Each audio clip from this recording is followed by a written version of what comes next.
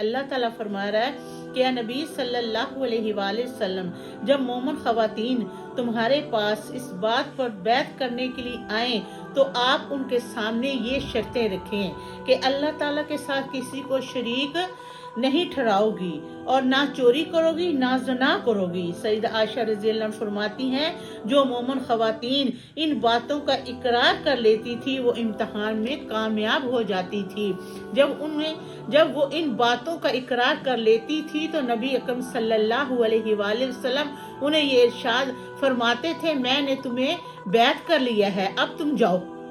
سیدہ عائشہ رضی اللہ عنہ فرماتی ہے اللہ تعالیٰ کی قسم، نبی اکرم صلی اللہ علیہ وآلہ وسلم نے کبھی بھی کسی خاتون کے ہاتھ کو نہیں چھوا۔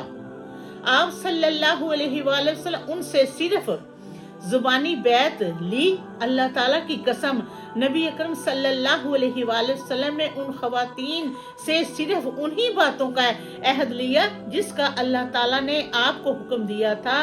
نبی اکرم صلی اللہ علیہ وآلہ وسلم کی ہتھیلی مبارک کبھی بھی کسی عورت کے ہاتھوں سے مس نہیں ہوئی۔ جب آپ صلی اللہ علیہ وآلہ وسلم ان سے بیعت لے لیتے تھے تو انہیں فرما دیتے تھے، میں نے تم سے زبانی طور پر بیعت لے لی ہے، اب تم جاؤ۔